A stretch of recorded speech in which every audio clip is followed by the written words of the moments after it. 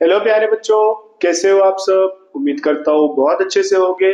मैं आपका अकरम सर लेकर आया हूँ आपके लिए लेसन नंबर 10, जो कि हमारा आफात का हुस्ने इंतजाम। इस लेसन में हम पढ़ने वाले हैं आफात के बारे में डिटेल में। हर एक चीज को मैं आपको डिटेल में पढ़ाने की कोशिश करूंगा। और साथ में मैं आपको बता दूं कि मैंने आपके लिए science 1, history, geography, civics, algebra, geometry हर एक वीडियोस को क्या किया है, अपलोड कर दिया है। अब हम यहाँ पर क्या करने वाले हैं, आपके लिए 2020 से 2025 तक के पेपर सॉल्यूशन को भी करवाने वाले हैं। बस आपके सपोर्ट की हमें क्या है जरूरत।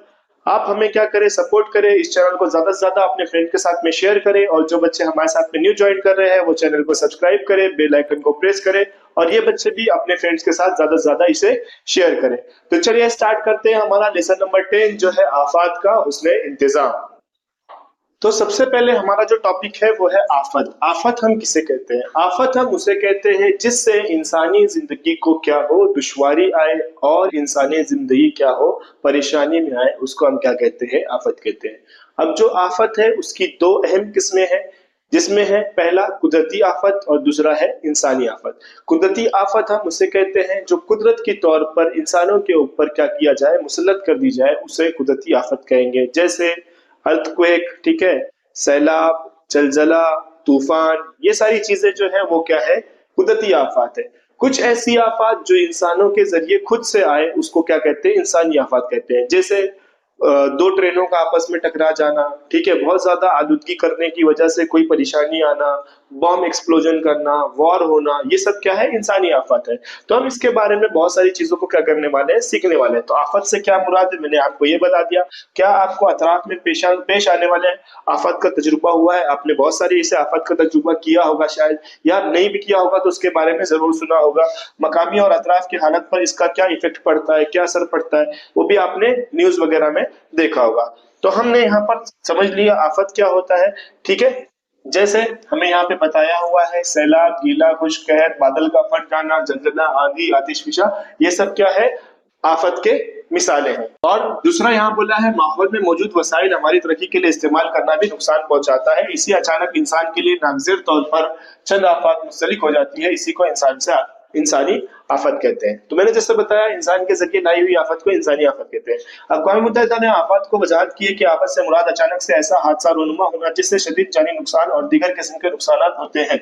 यानी अचानक से क्या हो, शदीद जानी और माली नुकसान हो, उसको हम क्या कहेंगे, आफत कहेंगे। इस अचानक और शदीद अल्फाज की बहुत अहमियत है। आफत अचानक आती है जिसकी वजह से इसका कब्ल अज वक्त अंदाजा लगाना मुमकिन नहीं होता है, और ना ही मुदाफती इकदाम करना मुमकिन होता है। जहां आफत आती है इस इलाके के अमलाक शदीद नुकसान होता है, माल और जान के नुकसान, समाज पर दीर असरात मुरतब होते हैं। मतलब अगर अचानक से क्या आते हैं, ये आफत आती है तो हमें मतलब संभलने का मौका नहीं देती है, और जिसकी वजह से जान और माल का बहुत नुकसान होता है। जैसे सैलाब आ गया, सैलाब आने से क्या हो सकता है, अचानक से आया तो बहुत सारे लोग बह जाएंगे, घर डूब जाएंगे, ये सारी चीजें हो सकती है। तूफान आया तो कुछ उड़ गया, खत्म हो गया, बिल्डिंग टूट गई, जलजला आ गया, ठीक है। तो ये सब चीजों की वजह से बहुत सारी क्या होती है, प्रॉब्लम्स क्रिएट होती है। इसके असर से समाजी, तहजीबी, सियासी, कानूनी और इंतजामी जैसे शोबे बढ़ते हैं। आफत जिस इलाके में हुकूक पजूर होता है वहां की जिंदगी मफलूज हो जाती है। आफत से मुतासिर लोगों का जानी और माली नुकसान होते हैं। तो मैंने जैसे बताया, आफत की वजह से इंसान का जानी और माली नुकसान क्या होता है। गुज़िश्ता जमात में आपने मुख्तलिफ किस्म की आफतों और इन पर किए गए इक़दामात के बारे में मालूमात हासिल की होगी। कोई भी दो आफतें एक जिनसी नहीं होती है। हर आफत का दौरानिया एक जैसा नहीं होता है। कई आफतें मुख्तसर मुद्दत की होती है और कई तवील मुद्दत की होती है। मतलब हर एक आफत जो होती है, हर एक जो डिजास्टर होता है वो अपने अकॉर्डिंग होता है, और हर एक का जो भी इफेक्ट होता है, जो असर होता है, अपने हिसाब से होता है। कुछ तवील मुद्दती होती है, मतलब काफी लंबे टाइम के लिए होती है, और कुछ बहुत जल्दी ही क्या होती है, आकर खत्म हो जाती है। ठीक है, जैसे जलजला आया, 2-5 मिनट में आकर क्या हो जाता है, खत्म हो जाता है, लेकिन उसका असर क्या हो सकता है, ज्यादा टाइम तक के भी रह सकता है। जैसे सैलाब आया, सैलाब ज्यादा दिनों तक भी हो सकता है, कम दिनों तक के भी हो सकता है। इस तरह से उसकी मुद्दत कम भी हो सकती है और ज्यादा भी हो सकती है। तो आफत की दो किस्में कौन सी, अभी मैंने आपको बता दिया। है ना। आपने गुज़िश्ता जमात में मुग़ल इज़्म की आफ़ात में होने वाले असर और इन पर किए गए इक़दामात और प्रवृत्ति वाली इख्तियात के बारे में मालूमात हासिल किया। आफ़ात की जमातबंदी इस तरह भी कर सकते हैं कि जैसे तबाहकुन आफ़ात, मिसाल के तौर पर ओडिशा में मुसलसल आंधी तूफान, गुजरात और लातूर के तबाहकुन ज़लज़ले और आंध्रा के साहिलों पर हर साल आने वाली आंधी तूफान की वजह से इन इलाकों में तबाही मच गई है। बड़े पैमाने पर जानी और माली नुकसान हुआ है। इसके बावजूद आज जिंदगी थोड़े अरसे के बाद रवां-दवां हो जाती है। देर आफ़ात यानी हादसे के बाद भी इस पर बुरे असरात एक तो भयानक होते हैं और यह भयानक असरात वक्त गुजरने के साथ साथ बढ़ते जाते हैं। मसलन तौर पर कहत फसलों का नुकसान, मुलाजिमीन की हड़ताल, सतह समुद्र में इजाफा, रेगिस्तान का बनना वगैरह। तो हमें बताया गया है कि जिस जिस तरह से क्या होती है ये आफात खत्म होती है, उस तरह से जिंदगी क्या हो सकती है, आम हो सकती है। लेकिन अगर जिंदगी आम नहीं होती है तो इन आफात का बढ़ते जाना क्या होता है, ज्यादा पॉसिबल होता है। मतलब अगर आफत बढ़ती रहेगी, आफत कंटिन्यू क्या होती रहेगी, आती रहेगी, तो वहां का जो लोग होंगे वो वहां से छोड़कर क्या करेंगे, दूसरी जगह पे हिजरत कर जाएंगे, वहां पे रहने की कोशिश करेंगे। तो जितना आफत कम रहेगी वहां पर लोगों की तादाद क्या होती है, ज्यादा होती है। और ये आफत ऐसी है जो क्या होती है, कभी ना कभी कहीं किसी न किसी इलाके में आती है, जिससे क्या होता है, लोगों को बहुत ज्यादा दुश्वारी होती है। जैसे यहाँ पर आप देख सकते हो कुछ आफत के बारे में बताया गया है कि बहुत ज्यादा क्या आ जाना, सैलाब आ जाना। सैलाब आने की वजह से आसपास के जो रास्ते हैं वो खराब हो जाते हैं, पुल टूट जाते हैं, लोगों के आने जाने की क्या हो जाती है, दुश्वारी हो जाती है। मुंबई में अक्सर बारिश ज्यादा होने की वजह से लोकल या जो ट्रेन का एरिया होता है वहां पे पूरा पानी भर जाता है। आप जो ट्रेन की पटरियां होती है अपने पटरियों से क्या हो जाती है, उतर जाती है। ये इंसानी आफत है, बाकी सब क्या है, कुदरती आफत है। कुछ एरिया में क्या आता है, जलजला आता है, तो जो भी चीजें रहती है वो बड़ी बिल्डिंगें, बड़ी इमारतें क्या होती है, नीचे गिर जाती है। तो ये सब क्या है, इनके आफात है, ये आफात के क्या है, असरात है। ठीक है। आफात से मुतल्लिक मुख्तलिफ वीडियो तलाश कीजिए और उसके बारे में आप क्या किए, जानकारी हासिल कीजिए। अब यहाँ पर हमें बताया है अर्जी, हयाती और इंसानी पैदा करदा आफात। तो अर्जी मतलब ज्योग्राफी के हिसाब से, वहां की ज्योग्राफी के हिसाब से क्या आए, कोई आफत आए तो वो क्या कहलाता है, ज्योग्राफिकल।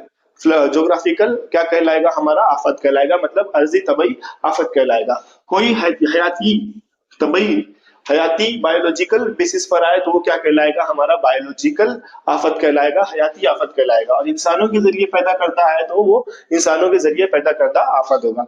तो अर्जी मतलब जमीन की वजह से, जमीन हर एक जगह पर अलग अलग किस्म की है और अलग अलग तरह की बनावट की वजह से अलग अलग तरह से उसमें क्या आता है, आफत आते रहता है। जैसे जलजला, आतिश फिसा, सुनामी, जमीन का फटना, चट्टान का खिसकना, जमीन का हिलना, ठीक है, धमकियात, सैलाब, ये सब क्या है, ये सारी के सारे अर्जी यानी ज्योग्राफिकल क्या है, डिजास्टर है, अर्जी और तबई आफात है। इसके अलावा गर्म और सर्द हवाओं का चलना, बर्फ के गोले, बर्फबारी, तूफान, अजलाबारी, खुश्क साहिली, कहत, सैलाब, शहाब साकिब, सूरज में धब्बा, शुमारियात तब्दीली वगैरह, ये सब भी क्या है, ये सब भी माहौलियात के ऊपर जो है आफात का क्या है, एक निशानी है। दूसरा हयाती, हयाती मतलब जहां पे जिंदगी पाई जाती है, जिंदगी की वजह से क्या क्या होता है, जैसे जंगल में आग लग जाना, फफूंद के जरिए होने वाली बीमारियों का फैलाव, घास का बढ़ना, घास चारा, गाजर घास, ये सब का क्या होना, ये सब की वजह से भी क्या आता है,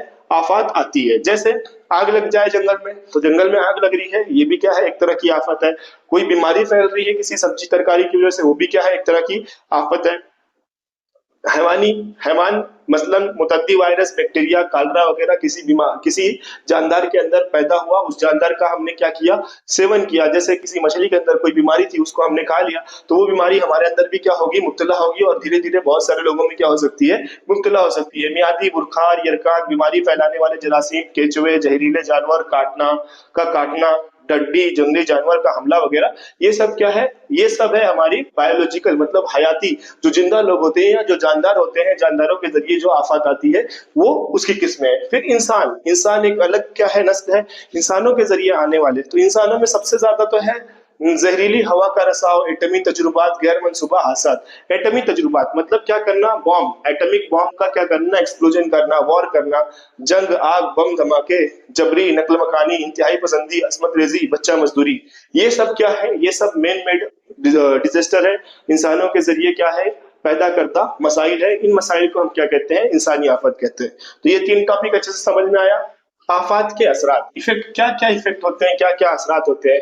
दर्ज वाला सवालों की बुनियाद पर आफात खतरनाक असरात मालूम होता है। सैलाब, रास्तों के बनने, पुलों के ढह जाने, नदी के किनारे बसे गांव, पानी का दाखिल होना, अनाज की किल्लत जैसे मसाइल पैदा होना, जबकि जलजले की वजह से घर तहस नहस हो जाना, जमीन की दरारें पड़ जाना, जंगल की आग, कहर, माहौल पर खतरनाक असरात मुरतब होते हैं। लेकिन ये आफात असल में किस शक्ल में होती है, क्या इनके आने से कबल कुदरत में कुछ तब्दीलियां होती है, आफात के आने के बाद इसके असरात कितने अरसे तक बाकी रहते हैं।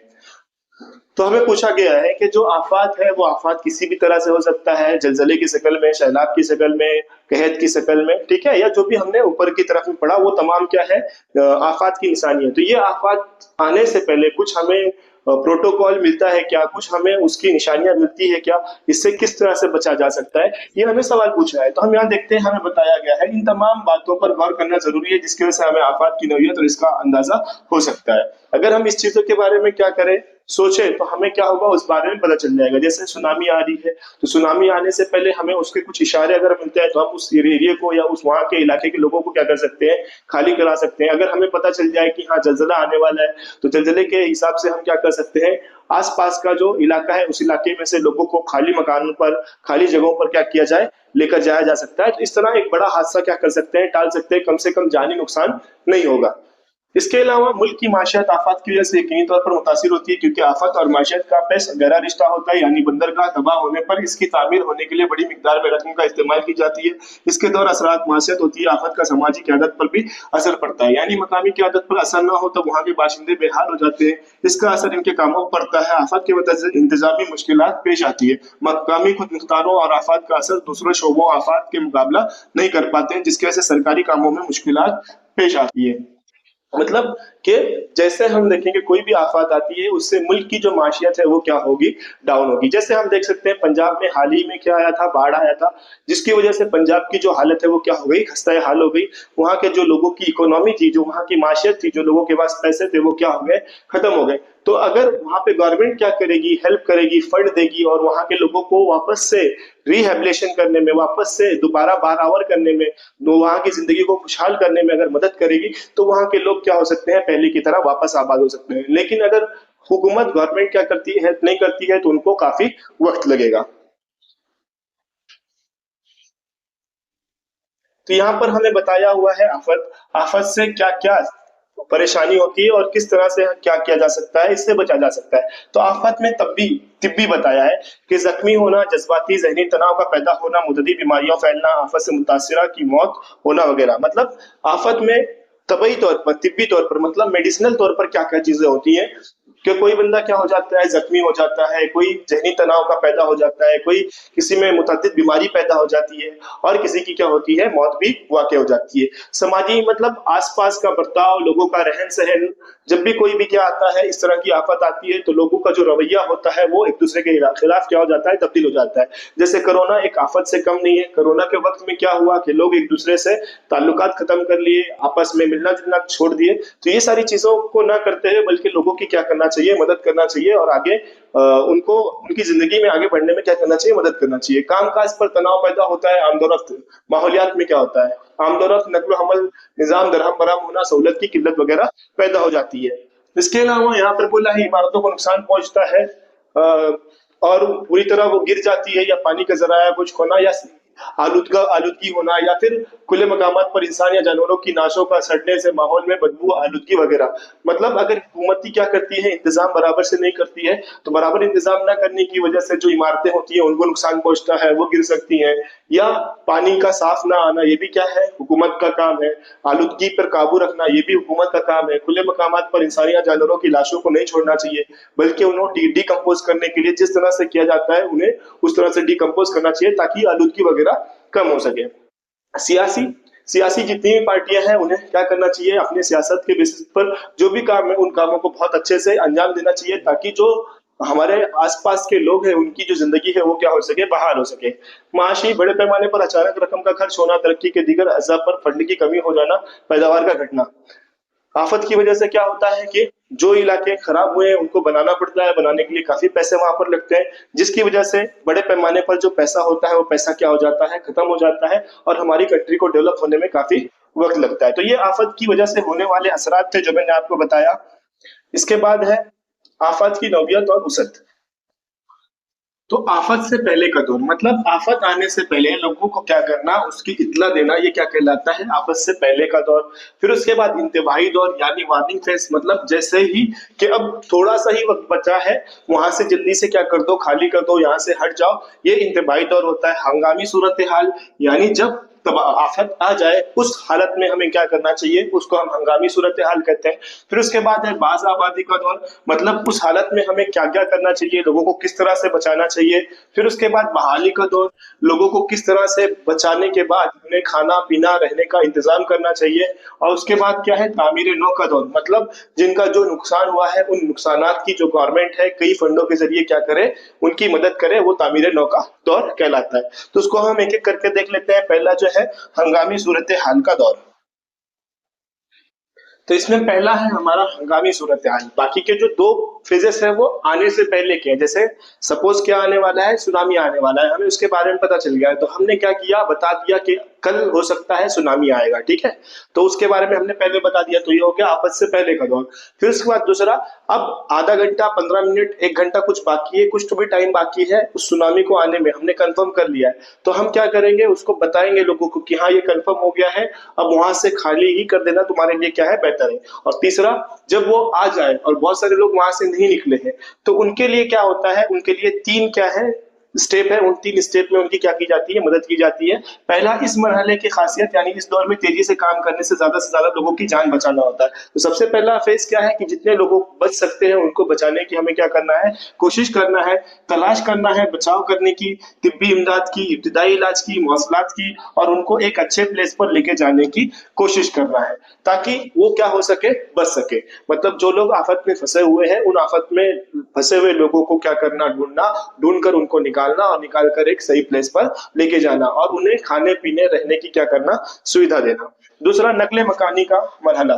इस मरहले में आफत गुजर जाने के बाद बास आबकारी और बहाली का काम शुरू किया जाता है, जैसे मलबा हटाना, पानी के नलों की दुरुस्ती, रास्तों की दुरुस्ती वगैरह, ताजा जिंदगी पहले की तरह रवा दवा होने में मदद करना। मतलब नकल मकानी करना, मतलब जहां पर जो चीजें क्या हुई थी, खराब हुई थी, उन चीजों को क्या करना, पहले की तरह करने की कोशिश करना, वो क्या कहलाता है, नकल मकानी कहलाता है। जैसे मुतासरीन बास आबादी कर मरहले इस मंसूबे का अहम हिस्सा है। अमली तौर पर मुतासरीन को मुख्तलिफ और नगद रकम देकर इमदाद फराहम कर सकते हैं। मतलब जो लोगों को क्या हुआ है, प्रॉब्लम हुई है, उन लोगों को क्या करना, उनके घरों की मरम्मत वगैरह कराना, या उन्हें कुछ फंड देना कि जो लोगों का इसमें घर, या जो लोगों के फैमिली को क्या हुआ है, नुकसान हुआ है, उनको इतने इतने पैसे दिए जाएंगे ताकि वो अपनी लाइफ को क्या कर सके, फिर से सही कर सके। तीसरा, तामीरी नौ का मरहला। तामीरी नौ का मरहला मतलब जो चीजें क्या हुई है, जो इमारतें जो भी क्या हुई है, खबर खत्म हो गई है या खराब हो गई है, उनको क्या करना, रिकंस्ट्रक्ट करना, उसको सही करना। ये मरहला इंतहाई सबर आजमाइश का किस्म का होता है, क्योंकि इसमें इब्तदाई नकल मकानी से होती है। इस दौर में शहर अपनी अपनी इमारतों की तामीर नौ से रास्ता, पानी का इंतजाम वगैरह करते हैं, ज़राअत दोबारा शुरू की जाती है, फिर भी तामीर नौ को मुकम्मल होने के लिए बहुत ज्यादा दरकार वक्त होता है। यानी इस पे जो भी चीजें क्या हुई थी, टूटी थी, खराब हुई थी, उनको वापस से सही करने की कोशिश की जाती है, लेकिन इसको काफी एक लंबा टाइम लगता है। जैसे हमें घर बनाने में साल भर लग जाता है, वैसे बिल्डिंगों को या जो भी रास्ता होगा या जो कुछ होगा उसको बनाने में एक वक्त लगता है। तो ये तामीर नौ का मरहला। इस तरह से तीन मरहले, पहले इसमें लोगों को बीच बचाव करना और उन्हें एक अच्छे प्लेस पे लेके जाना। दूसरा, लोगों को क्या करना, वापस लेकर आना, उनके घरों में उनको आबाद करना और उनको फंडिंग देना ताकि वो अपनी लाइफ को फिर से शुरू कर सके। तीसरा, जो बड़ी इमारतें हैं, जो रास्ते हैं, ये सारी चीजें अगर टूट गए हैं तो उसको वापस से रिकंस्ट्रक्ट करना, ठीक है। तो जैसा हम देखें, आज तक जमीन में बहुत सारे ऐसे हादसा हुए हैं। इन हादसा की वजह से सिर्फ और सिर्फ इंसानी जिंदगी ही नहीं बल्कि जो हैवानी जिंदगी है उसके ऊपर भी क्या होता है, असरात होते हैं, ठीक है। और ये जो असरात है, ये असरात सिर्फ और सिर्फ हमारे पास में नहीं बल्कि पूरी दुनिया में होता है, और ज्यादातर बर्रे आजम एशिया और ओकेनोस में ये हादसा क्या होते हैं, पाए जाते हैं। ये हादसा कई मानों में देखें तो जब से क्या हुआ है, हम देखें वर्ल्ड वॉर 2 के बाद से ये जो चीजें हैं वो क्या हो गई है, बहुत ज्यादा बढ़ती जा रही है। और बढ़ती आबादी की वजह से आबादी की जरूरत भी क्या हो रही है, बढ़ती जा रही है, और इन जरूरतों को पूरा करने के लिए अलग अलग तरह के मसाइल क्या हो रहे हैं, पैदा हो रहे हैं। और दूसरी आलमी जंग के बाद आफतों में ज्यादा क्या हुआ है, इजाफा हुआ है। माशी अदम मसावत, नस्ली और मजहबी धोखे के बाद जैसी वजूहात से मुल्क बदअमनी और माहौल क्या हो रहा है, पैदा हो रहा है। लोग आज के वक्त में धोखाधड़ी और लोगों को क्या करना, परेशान करना, मजहब, नस्ल और जात के नाम की वजह से क्या हो गया है, ये तमाम चीजों में इजाफा हो गया है और लोगों की जो परेशानी है वो क्या होती जा रही है, बढ़ती जा रही है। इंतहाई पसंद, अगवा, समाजी और तसादुम मामूल बन गया है। लोग अब क्या कर रहे हैं, लोगों को अगवा कर रहे हैं, लोगों को सता रहे हैं, अपने अपने क्या करने के लिए, अपना फायदा उठाने के लिए, अपने आप को पावर में दिखाने के लिए लोग क्या करते हैं, कुछ भी कर देते हैं, किसी भी हद तक के गुजर जाते हैं। तो ये सारी चीजें भी कहीं ना कहीं क्या है, इंसानी आफात का एक जरिया है। तरक्की याफ्ता ममालिक में कई नुकसानदायक कीमियाई मादों की पैदावार और इसके इस्तेमाल पर पाबंदी आयद है, लेकिन यही जहरीले या इंसान के लिए नुकसानदा केमिकल्स पैदावार पसमानदा या तरक्की पजीर ममालिक में की जाती है। मतलब बहुत सारे ऐसे कंट्री है जो बहुत ज्यादा डेवलप कंट्री है, वहां पे केमिकल्स और ये सारी चीजों को बनाया नहीं जाता है, लेकिन इसी केमिकल को जो इंसान की जरूरत है, इंसान की नीड है, इसको क्या किया जाता है, ऐसे इलाके में बनाया जाता है जो क्या है, गरीब इलाका है, मतलब गरीब देश है, या वो देश अभी तरक्की कर रहा है, वहां पर ये सारी चीजों की शुरुआत की जाती है, जिससे बड़े इलाकों में या बड़े मुल्कों में ये चीजों का नुकसान तो नहीं होता है, लेकिन जो छोटी कंट्री होती है वहां पे इन चीजों के नुकसान पाए जाते हैं। इसके साथ साथ हमें बताया गया है कि जोरी भट्टियों से क्या किया जाता है, सिर्फ बिजली बनाने का काम करना चाहिए, लेकिन आज के टाइम में क्या कर रहा है जो इंसान है, वो एटॉमिक पावर का भी इस्तेमाल कर रहा है, एटॉमिक बॉम्ब का इस्तेमाल कर रहा है, जिसकी वजह से एटॉमिक बॉम्ब के इस्तेमाल करने की वजह से जो आसपास का इलाका होता है वहां पे रेडिएशन बढ़ जाती है, और रेडिएशन बढ़ने की वजह से वहां की जो जमीन होती है वो काफी क्या हो जाती है, टॉक्सिक हो जाती है, वहां पे खेती बाड़ी करना या बहुत सारे मसाइल क्या हो जाते हैं, पैदा हो जाते हैं, जो कि यूक्रेन में क्या किया गया था, इस तरह का जोहरी हमला हुआ था और उसके बेसिस पर वहां की जो जमीन पे क्या पड़े थे, मुझे असरात पड़े थे। अब इसके बाद हम देखेंगे आफात का हुस्न इंतजाम। आफात का हुस्न इंतजाम हम कैसे कर सकते हैं, हम डिजास्टर से कैसे बच सकते हैं। तो यहाँ पे हमें बताया हुआ है कि आफत छोटी हो चाहे बड़ी, सबकी क्या होती है, कुछ ना कुछ इफेक्ट क्या करता है, वो उसके ऊपर डालता है, असर डालता है। इसके लिए आफात का हुस्न इंतजाम, मौसर नतीजा खैर होना जरूरी है। अवाम का ताउन और आफत का तदारुक, इनका रिश्ता बहुत करीब है। आफत को टालना, आफत का मुकाबला करने के लिए मंसूबा बनाना और इसके लिए सलाहियत पैदा करना आफत का हुस्न इंतजाम है। मतलब जो आफत आने वाली है, इस आफत को टालने की कोशिश करना, या आफत आ जाए तो उससे लड़ना और लड़कर बचने की कोशिश करना। मतलब कोई भी सैलाब आ गया है, तूफान आ गया है, तो उससे हम किस तरह से बच सकते हैं, इस तरह की तदाबीर बनाना, तदाबीर इख्तियार करना, ये सब क्या होता है, उसमें इंतजाम होता है। आफत एक तेज अमल है, यानी हादसा है। आफत के वक्त आप क्या करेंगे, अपने अमलाक जानवरों की हिफाजत किस तरह से करेंगे। तो अगर आपके यहाँ पर आसपास में आफत आ जाती है तो आप क्या करेंगे, ऐसे क्वेश्चन आपको आते हैं, तो आप अपने मर्जी से जो भी आपको समझ में आता है वो लिख सकते हैं। जरूरी नहीं है कि साइंस और जो बुक में दिया है वही आपको लिखना है। आफत के हुस्न इंतजाम में आफत को हम टाल तो नहीं सकते हैं, लेकिन इसे हम क्या कर सकते हैं, कम से कम कर सकते हैं, ताकि इससे जो नुकसानात है, जो जानी और माली नुकसानात है, वो क्या हो सके, कम हो सके। आफात का हुस्न इंतजाम यानी साइंस से बारीक बीनी से मुशाहिदा करके मालूमात का तज्जिये से आफत से मुकाबला करने की सलाहियत हासिल करना, और इसमें वक्त ब वक्त इजाफा करना, इसदारी मनसूबा, तदारुक व बहाली और तामीर नौ जैसी चीजों की सोच समझ कर मनसूबा बंदी करना और तमाम इंतजाम करना, यानी इसका हुस्न इंतजाम करना है। मतलब कि साइंस और टेक्नोलॉजी का इस्तेमाल करके हम किसी भी आफत से किस तरह से बच सकते हैं, यही क्या कहलाता है, आफत का हुस्न इंतजाम कहलाता है। जैसे कोई भी सैलाब आने वाला है, तो सैलाब आने से पहले हमें उसके बारे में पता चल जाए तो हम क्या कर सकते हैं, उसका हुस्न इंतजाम कर सकते हैं। तो उसके बारे में पता करने के लिए साइंस और टेक्नोलॉजी का इस्तेमाल करना आज भी क्या किया जाता है, किया जा रहा है, ताकि सुनामी आने से पहले, फ्लड आने से पहले, या फिर अर्थक्वेक आने से पहले हमें क्या हो सके, उसके बारे में पता चल सके। और जब हमें पता चल सकेगा तो हम क्या कर सकते हैं, उन चीजों से बच सकते हैं। उसी को हम क्या कहते हैं, हुस्न इंतजाम कहते हैं। इसके बाद है हमारे पास में 3 मार्क्स का इंपॉर्टेंट क्वेश्चन, आफत से कबल हुस्न इंतजाम और आफत के बाद हुस्न इंतजाम। मतलब आफत से पहले आप क्या क्या इंतजाम करोगे, और अगर आफत आ जाएगी तो आप उस वक्त क्या इंतजाम करोगे। ठीक है, तो हम दोनों ही देख लेते हैं। पहला हमारे पास में है आफत से कबल हुस्न इंतजाम। किसी भी किस्म की आफत का मुकाबला करने के लिए पूरी तरह तैयार रहने के लिए पहले से तैयारी करना शामिल है। मतलब किसी भी डिजास्टर के आने से पहले उसके लिए क्या होना, तैयार होना, ये भी क्या होता है, आफत से पहले की निशानी है। दूसरा, आफत से मुतासिर या आफत की जानिब मायल जमीनी हिस्सों की शनाख्त करना। तो सबसे पहले ये आफत, ये डिजास्टर कहाँ कहाँ पे आ सकता है, इसके बारे में पता लगाना। दूसरा, क्यासी शिद्दत से नक्शों के जरिए आफत की शिद्दत के जरिए आफत का मुकम्मल मकामात की मालूमात हासिल करना। दूसरा सबसे पहला क्या है कि कहाँ पे आ सकता है इसके बारे में मालूम करना। दूसरा उसकी शिद्दत कौन कौन से इलाके में ज्यादा होगी, कहाँ पर ये ज्यादा इफेक्ट करेगा, उस इलाके के बारे में क्या करना, पता करना। तीसरा आफत के हुस्न इंतजाम के लिए खुसूसी तरबियत हासिल करना, और हम आफत से किस तरह से बच सकते हैं इसकी हमें क्या करना चाहिए, ट्रेनिंग लेना चाहिए। जैसे फ्लड आ गया तो हमें कम से कम तैरना आना चाहिए, या फिर हमारे पास कुछ इस तरह के क्या होना चाहिए, मटेरियल्स होना चाहिए जिससे हम क्या कर सके, बच सके। चौथा, आम शहरियों में भी आफत है उसने इंतजाम और यकसुई का शौर पैदा करना, इसके लिए तमाम सतहों पर तरबियत, तशहीर और मालूमात के जराये मुहैया करना और तमाम लोगों को इस मालूमात से फराहम करना। तो इस तरह के कैंपेन चलाना, इस तरह की तहरीकें चलाना, इस तरह से लोगों को जागरूक करना कि अगर कोई भी क्या आता है, आफत आती है, तो आप किस तरह से बच सकते हो। ये सारी चीजें हम क्या कर सकते हैं, आफत से पहले कर सकते हैं। पहला क्या कि हमें आफत का एरिया पता करना, कहाँ पे ज्यादा आ सकता है उसके बारे में पता करना, लोगों को सिखाना कि किस तरह से हम बच सकते हैं। ठीक है। फिर उसके बाद यहाँ पर देखें तो आफत के बाद होने वाली जो भी चीजें होती है उसको हम क्या कहते हैं, बाद का हुस्न इंतजाम। इसमें पहला जो है, आफत के गैर मुतासिर मकामी रिहायशी अफराद के जरिए मदद कामों की अवलियत देना। यानी जहां पर आफत आया है वो इलाका तो छोड़ दीजिए, लेकिन जहां पर नहीं आया है वहां के लोगों की मदद लेकर क्या करना, आफत में जो लोग क्या है मुब्तला है उनकी मदद करना। दूसरा, आफत के वक्त बाद जाए किए बगैर कंट्रोल रूम बनाना, और हर किसी की आफत के लिए अलग अलग किस्म के कंट्रोल रूम की जरूरत होती है। हर एक किस्म के आफत के लिए क्या करना, कंट्रोल रूम बनाना, और ये कंट्रोल रूम क्या कर सके, अलग अलग तरह की आफत के लिए काम कर सके और लोगों को रेस्क्यू कर सके, बचा सके। कंट्रोल रूम की वसात से आने वाली इमदाद की जमात बंदी करना और मदद को जरूरतमंदों तक पहुंचाने की कोशिश करना। जो भी कंट्रोल रूम क्या कर रहा है, मदद कर रहा है, उस मदद को लोगों तक के क्या करना, जल्द से जल्द पहुंचाना। आफत खत्म करने के लिए 24 घंटे मौसिर अफाल रहना, और जल्द से जल्द जितना जल्दी क्या हो सके ये आफत को खत्म किया जा सके उसके लिए क्या करते रहना, काम करते रहना। तो ये 3 मार्क्स के लिए आपको इंपॉर्टेंट क्वेश्चन है जो आ सकता है। इसके बाद है हंगामी मंसूबे के चक्कर के अहम हिस्से। तो पहला तैयारी, उस चीज की क्या कर लेना, हमें तैयारी कर लेना कि ऐसा मंसूबा बनाना जिससे आम शहरियों की और हुकूमत की क्या हो सके, ताउन हो सके। मतलब लोगों भी उसमें क्या कर सके, अपने आप को मिला सके और हुकूमत भी मिला सके। इस तरह का क्या बनाना, मंसूबा बनाना, किससे बचने के लिए, किसी भी आफत से बचने के लिए।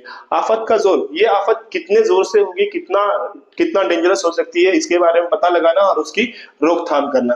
तीसरा, रद्द अमल, हादसे में जो भी लोग क्या हुए, मुलविस हुए, उन लोगों को क्या करना, हादसे के फौरन बाद वहां से बाहर निकालने की कोशिश करना। फिर उसके बाद चौथा, बहाली, दैट मीन्स जो लोगों को हमने बाहर निकाला है उनको खाने पीने और रहने की क्या करना, मदद करना, उनको बहाल करने की कोशिश करना। तीसरा, हालत मामूल पर लाना, मतलब जिस तरह के पहले के हालात थे उस तरह हालत लाने की हमें क्या करना, कोशिश करना। चौथा, पेशगी तैयार करना, मतलब कोई भी आफत के जो असर थे उसको कम से कम किस तरह से कर सकते हैं, इसका क्या करना, मंसूबा बनाना। फिर उसके बाद इससे क्या करना, छुटकारा पाना। तो छुटकारा पाने के लिए लोगों और मुल्क पर आफत कम से कम असर कैसे हो इसके बारे में सोचा जा सके। मतलब एक बार आ गया हमारे ऊपर डिजास्टर कोई, अब इसके बाद अगर वापस से डिजास्टर आता है तो हम इससे कैसे निपट सकेंगे या इसको कैसे मिनिमाइज कर सकेंगे, उसको हम कहते हैं छुटकारा पाना। तो इस जरिए से हम क्या कर सकते हैं, किसी भी आफत से बचने की कोशिश कर सकते हैं, या फिर हम ये सारी चीजों की, ये सारी तदाबीर को अपने लिए क्या कर सकते हैं, इख्तियार कर सकते हैं। मतलब इसको हम क्या कर सकते हैं, आफत के वक्त में कर सकते हैं या लोगों के जरिए करवा सकते हैं।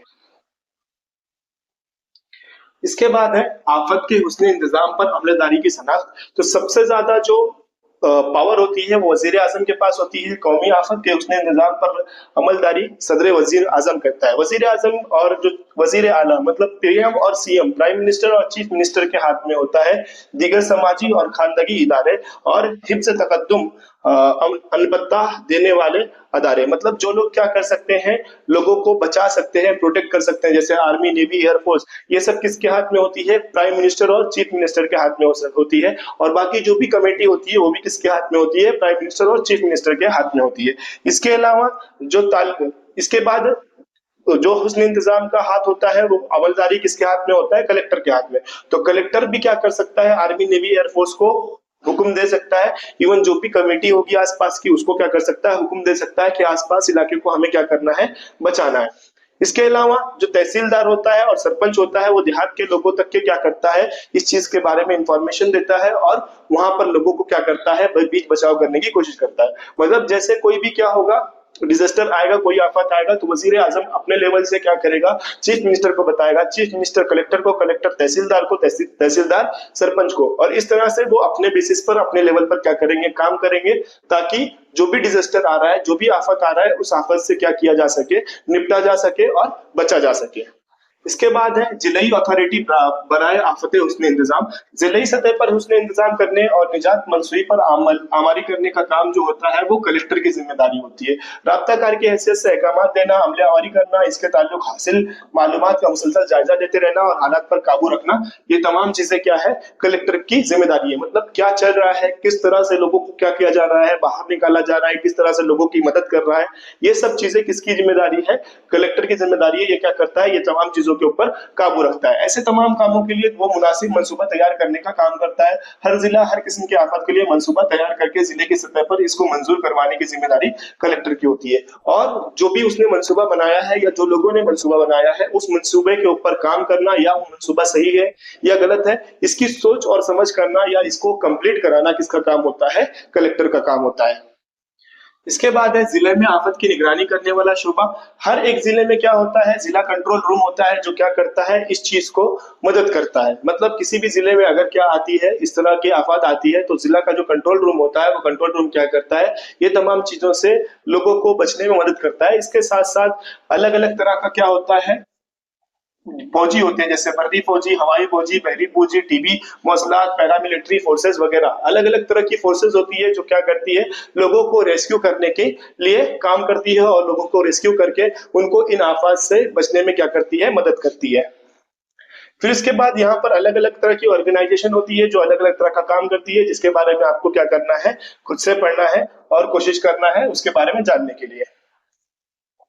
इसके बाद है कौमी आफत ताउन फोर्स, एनडीआरएफ का कयाम आफत के हुस्न इंतजाम 2005 के तहत में आया। इसकी फोर्स की टुकड़ियां फौज के काम करती है पूरे मुल्क में, इसके 12 टुकड़ियां काम कर रही है। इसका सदर दफ्तर दिल्ली में है। हर रियासत में ये फौज की मदद से काम करते हैं। महाराष्ट्र में सेंट्रल रिजर्व पुलिस फोर्स की मदद से कौमी आफत ताउन फोर्स काम जारी है। इस फोर्स में शामिल फौजी मुल्क भर में बादल फटने, चट्टान खसकने, इमारत गिरने जैसी कई आफतों से बचाव और राहत के अजीम काम अंजाम देते हैं। मतलब एक अलग से क्या किया गया, एनडीआरएफ नाम की एक कमेटी बनाई गई जहां पर अलग अलग तरह के फोर्सेस को क्या किया गया, एकजुट किया गया, ताकि उसमें जो फोर्सेस है वो फोर्सेस किसी भी इलाके में, भारत के कहीं भी इलाके में क्या आए, इस तरह का कोई भी सिचुएशन आए तो उस सिचुएशन में लोगों की क्या कर सके, वो मदद कर सके, इनका वो मोटो था। और ये जो एनडीआरएफ है वो 2005 में बनाया गया, शायद सुनामी आने के बाद, ठीक है, कंफर्म नहीं है, लेकिन मेरे को लगता है कि सुनामी आने के बाद इसको क्या किया गया होगा, बनाया गया होगा।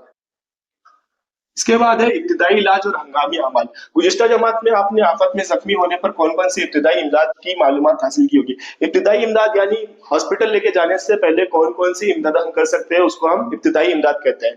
और बहुत सारे जगह पर आप गए होंगे तो किसी न किसी मुसीबत में मुब्तला हो जाते हैं, मतलब गिर जाना, कुछ और हो जाना, ये सारी मुब्तला हो सकते हैं। और साथ साथ इससे बचने के लिए हमारे पास में कुछ प्रिकॉशंस होते हैं, जैसे कुछ हासिल करदा मालूमात का इस्तेमाल करके हम उससे फायदा पहुंचा सकते हैं। जैसे आप कहीं कहीं पे जाते हैं तो वहां पे बहुत सारे ऐसे क्या लगे रहते हैं, सेल्फी पॉइंट नहीं है ये, या फिर यहाँ पर खड़े रहना क्या है, बेकार है, ये सारी चीजें वहां पर क्या लगी रहती है, पोस्ट लगी रहती है। वैसे ही जहां पर आपको ये लिखे फ्लेमेबल लिक्विड, मतलब यहाँ पर हमें आपको इग्नाइशन नहीं करना है, आपको कोई भी चीज को नहीं जलाना है, सिगरेट या कोई भी चीज नहीं जलाना है, क्योंकि अगर आप जलाएंगे तो एक बड़ा धमाका हो सकता है, या फ्लेमेबल गैस है यहाँ पर भी नहीं कर सकते हैं, एक्सप्लोजन हो सकता है। ये सारी चीजों को क्या किया जाता है, निशान के जरिए बताया जाता है, ताकि लोग यहाँ पर इस तरह का इग्नाइट कोई चीज ना कर सके, किसी चीज को ना जलाए, ताकि बड़ा एक्सप्लोजन होने से भी ये क्या हो जाए, बच जाए। अब यहाँ पर आपको कुछ अलग अलग तरह के क्या दिख रहे होंगे, निशानात दिख रहे होंगे, जो निशानात क्या करते हैं, हमें बताते हैं कि ऐसे सिचुएशन में हम क्या कर सकते हैं। तो यहाँ पर देखें तो अर्थक्वेक है, अर्थक्वेक के टाइम में आप क्या करेंगे, अगर अर्थक्वेक आ जाए तो आपको क्या करना है, आपके घर के किसी भी कोने में जाकर क्या करना है, खड़े रहने की कोशिश करना है, या फिर जो बड़ा टेबल होगा उस टेबल के नीचे जाकर खड़े होने की, बैठने की कोशिश करना है, ताकि ऊपर से कोई चीज गिरे तो आपके सर वगैरह पे ना लगे और आपको रेस्क्यू किया जा सके। ठीक है, दूसरा क्या है, फायर है। अब यहाँ पर फायर में क्या होता है कि आपको क्या करना है, अपने लेवल पे फायर को बुझाने की कोशिश करना है, फायर ब्रिगेड को कॉल करना है ताकि फायर ब्रिगेड वाले उसको क्या कर सके, बुझा सके। तीसरा है सांप का डंक। अगर आपको सांप काट ले तो आप क्या करेंगे? सांप काटने पर आपको क्या करना होगा, आपके पैर को बहुत मजबूती के साथ में किसी चीज से बांध लेना है ताकि आपका जो ब्लड सर्कुलेशन है वो रुक जाए और वहां से ब्लड ऊपर की तरफ में पास ना हो, और जो जहर है वो जहर उसी जगह पर रहे। और फौरन ही हमें क्या करना है, डॉक्टर के पास जाना है ताकि इसका क्या किया जा सके, फौरी तौर पर इलाज किया जा सके। इसके साथ साथ हमें बताया हुआ है यहाँ पर कि हर एक सिचुएशन में हम कैसे क्या क्या चीजों को करेंगे। अगर कोई बंदा क्या है किसी भी इसमें प्रॉब्लम में फंसा हुआ है तो उसको हम रिस्क्यू कैसे करेंगे। तो रिस्क्यू करने के लिए अलग अलग क्या किए गए हैं, अलामत दिखाए गए हैं कि बेड पर उठाकर हम लेके जा सकते हैं, उसको सीपीआर दे सकते हैं, उसको कांधे पे उठा के लेके जा सकते हैं, उसको सहारा दे सकते हैं। ये सारी सूरतों में हमें क्या करना पड़ेगा, इस तरह से लोगों की मदद करना पड़ेगा। जैसे हमें यहाँ पे बताया हुआ है कि हंगामी सूरतों में मुतासिर लोगों को जान के लिए जोले तरीके, हाथों को बैठक जैसे मुख्तलिफ तरीकों का इस्तेमाल करना हम क्या कर सकते हैं, लोगों की जान को बचा सकते हैं। ठीक है, तो हमारे डेली लाइफ में कोई भी इस तरह की प्रॉब्लम आ सकती है जिन प्रॉब्लम से हमें निपटने के लिए तरीका क्या होना चाहिए, पता होना चाहिए। ठीक है, फिर इसके बाद अगर हम देखें तो हमारे पास में क्या है, इब्तिदाई तिब्बी इमदाद के मकासद। इब्तिदाई तिब्बी इमदाद मतलब दवा खाने लेके जाने से पहले हम कौन कौन सी तिब्बी इमदाद क्या कर सकते हैं, कर सकते हैं। तो इसका मकसद ये होता है कि जान बचाना होता है, आफत से मुतासिरा की हालत बिगड़ने से रोकना होता है, दर्द से राहत दिलाना होता है, और वक्ती तौर पर क्या ट्रीटमेंट देना होता है। ये सारी चीजें इसकी क्या होते हैं, मकसद होते हैं। ठीक है, तो इसके बाद है first aid kit. First aid kit क्या होता है, ये इब्तिदाई तिब्बी इमदाद के लिए जरूरी अशिया हमारे पास होना जरूरी है, उसी को हम क्या कहते हैं, फर्स्ट एड किट कहते हैं। जैसे इसके अंदर क्या होती है, कुछ दवाइयां होती है, कपास होता है, पट्टी बैंडेज वगैरह होता है, डिटॉल होता है, ये सारी चीजें फर्स्ट एड बॉक्स में क्या होती है और जो मौजूद होती है।